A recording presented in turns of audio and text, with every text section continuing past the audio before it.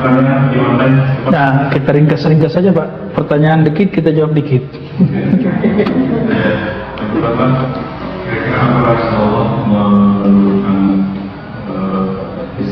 Muhammad di Arab? Sallallahu alaihi wasallam. Bahasa Arab.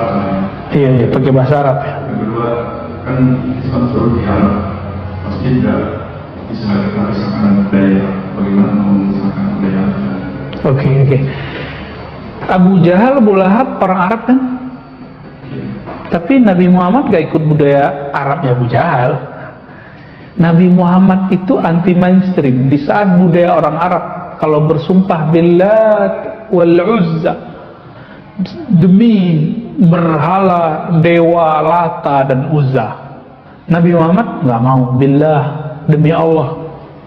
Ketika orang di hari-hari tertentu datang menyembah dan memberikan sesajian untuk Lata, Uzza dan 360-an berhala, Nabi Muhammad ikut nggak?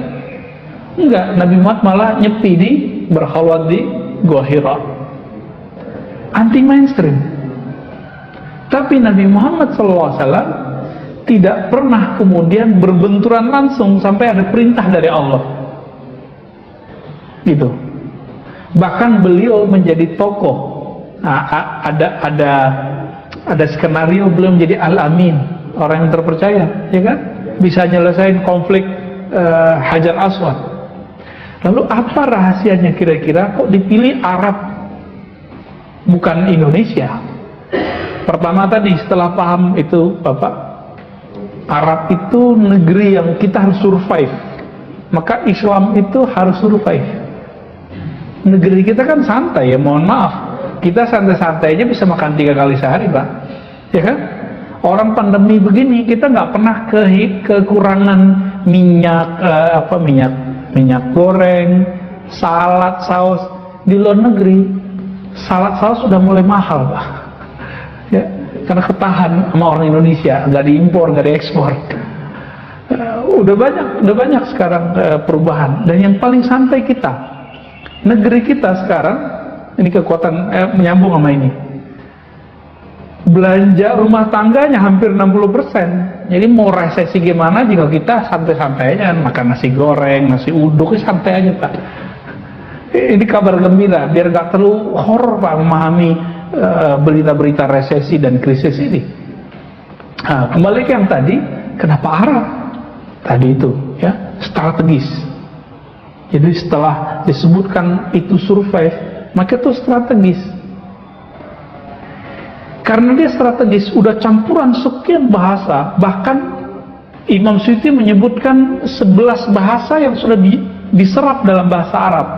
Mulai bahasa yang tua, namanya bahasa Aramaik, bahasa Nabatian, bahasa Ethiopia lama, bahasa Rum, bahasa Greek, bahasa Hind, termasuk Melayu itu disebut bahasa Hind dulu. Akhirnya bahasa Arab itu bisa dibaca, bisa dilafazkan oleh negara mana saja, bangsa mana saja. Kita, ini Bapak ini kan kebanyakan, mohon maaf ya, nggak bisa bahasa Arab kan? Tapi kok baca Qurannya fasih? Itu orang Arab bingung loh Pak. Bingung, orang Arab sendiri gak sepasih Bapak mungkin baca Al-Qurannya. Mungkin ya. Kayak gitu, saya sendiri denger lah. Imam-imam di sana itu ada yang hancur-hancuran juga banyak. Cuma makhorijul hurufnya mereka udah oke. Ainnya itu pas, ya kelihat kan susah baca ain. Ya. Itu kira-kira. Nah, kenapa dipilih Arab, bahasa Arab? Karena bahasa Arab itu bahasa yang paling banyak mengalami perubahan-perubahan, yang perubahan itu sekarang sudah menjadi permanen. Ada yang disebut tasrif. Nanti belajar tamyiz. Perubahan yang disebut tasrif, derivasi kata, itu merupakan bentuk kekayaan bahasa. Orang bisa dialog dengan bahasa, ya kan? Maka boleh disebut mukjizatnya Nabi adalah mukjizat lughah, mukjizat bahasa. Orang mana aja bisa baca Quran walaupun dia nggak bisa ngomong bahasa Arab. Nah, ini salah satunya. Kenapa dipilih bahasa Arab bukan bahasa kita, Pak? Ya. Arab itu kalau ketemu mereka bahasanya sudah sama. Jadi bahasa Arab dulu di zaman itu mirip kayak bahasa Melayu di kita, bahasa pemersatu. Dan kita beruntung bahasa Arab itu dulu pernah menjadi seperti bahasa Inggris sekarang. Bahasa Inggris itu bahasa internasional. Sekarang kan di PBB masih ya.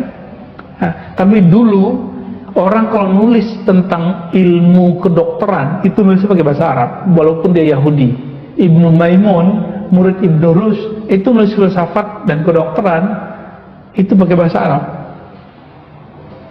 Padahal dia bukan Islam. Yohana macam-macam ya. Itu pakai bahasa Arab. Ini rahasia nih sebenarnya. Nah, maka di Arab, di luar sana, di Barat sekarang banyak pusat Ibnu Sina Center apa gitu. Nah, itu kita lihat dari hal-hal ini. Ya, lanjut.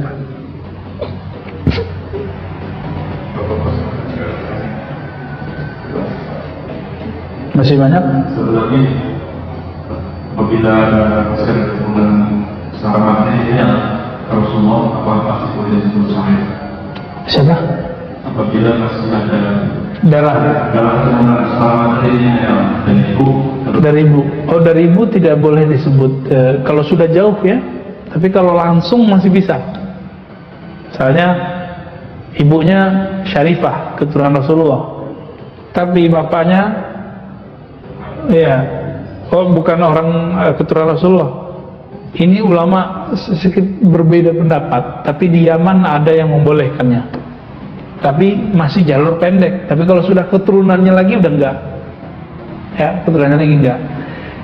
Gelar Habib Sayyid ini Bapak Ibu, ini mirip kayak hadis. Tinggal dicek nasabnya benar atau enggak. Kalau benar disebut Habib Sahih. Sama hadisnya kalau dicek ini transmisinya rawinya bener nggak? Kalau bener disebut hadis sahih, kalau enggak begitu juga. Maka di Indonesia ada Habib yang bener, yang sahih, ada Habib yang hasan, ya, yang kuat-kuat, tapi masih kalah pamor, kalah nasab dengan yang satu lagi, dan ada yang Habib doif dan palsu. Itu banyak, ya. Cuma modal hidung mancung sama jenggot, terus pakai gamis sama serban, udah jadi Habib, enak amat ya. Hati-hati, man kadzaba alayya muta'ammidan falyatabawwa maq'adahu minan nar. Kalau enggak yakin amat keturunan Rasulullah, jangan ngaku keturunan Rasulullah. Jadi hamba biasa aja, jadi orang biasa, dan bebannya lebih dikit.